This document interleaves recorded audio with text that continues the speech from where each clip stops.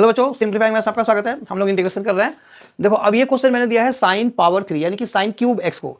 तो इसको करने के दो मेथड हैं। एक तो है सब्स्टिट्यूशन मेथड, क्योंकि सब्स्टिट्यूशन मेथड अभी मैंने स्टार्ट नहीं किया है, तो मैं इसका दूसरा मेथड, ये सब्स्टिट्यूशन मेथड मैं अभी नेक्स्ट 2-3 वीडियो के बाद में स्टार्ट करूंगा।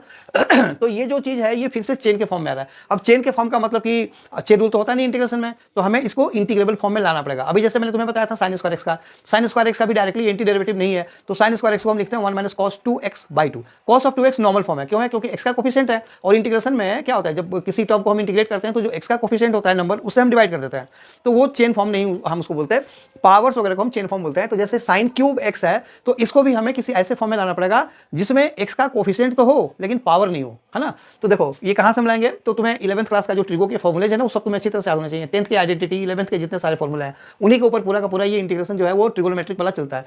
तो देखो सिंस साइन 3a, 11th में तुमने किया था साइन 3a का formula, sine 3a equal to 3 sine a minus 4 sine cube a, है ना। अब हमें साइन क्यूब एक्स को इंटीग्रेट करना है, तो पहले हम साइन क्यूब ए को निकालेंगे कि वो होता कितना है ना।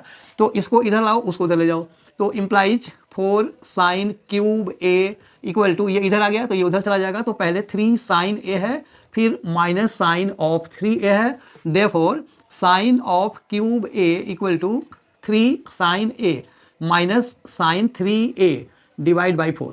ठीक है ना। अब देखो ये साइन क्यूब ए का फॉर्मूला है, तो साइन क्यूब एक्स बस एक्स लगाना है। अब जब हम उसको इंटीग्रेट करेंगे, यानी कि हमें इसको इंटीग्रेट करना है, अब देखो साइन एक्स का माइनस कॉस एक्स हो जाएगा और 3/4 अपना एज इट इज। फिर ये देखो साइन 3x है, अब साइन 3x में कोई चेंज नहीं है, साइन 3x का इंटीग्रल कॉस ऑफ, यानी कि माइनस लगेगा कॉस ऑफ 3x, और जो x का कोफिशिएंट है 3, तो उससे डिवाइड कर दो, बस हो गया। तो ये इजियर मेथड होता है जब हम कोई लंबा क्वेश्चन करते हैं, उनमें जहां भी कॉस साइन क्यूब एक्स आएगा, कॉस क्यूब एक्स आएगा, तो हमें उसको, एक तो है सब्स्टिट्यूशन, हर जगह हम बीच बीच में सब्स्टिट्यूशन नहीं लगाएंगे, हम डायरेक्टली अगर ये लगाएंगे तो इजिली जल्दी से निकल जाएगा। ठीक है।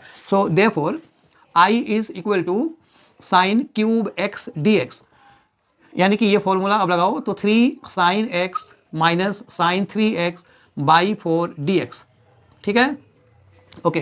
देखो 3/4, अब जो ये साइन x है वो हो गया माइनस कॉस x, और फिर माइनस 1/4 इंटू साइन 3x हो गया माइनस कॉस 3x और बाई 3 और प्लस 3। बताओ समझ में आया?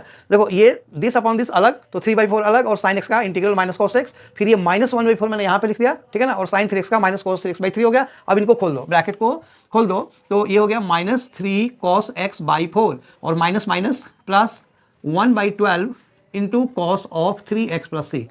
ठीक है, तो ये इसका आंसर हो गया। आई होप वीडियो समझ में आया, और आया तो इसे लाइक करो, शेयर करो, सब्सक्राइब जरूर करना। Thank you.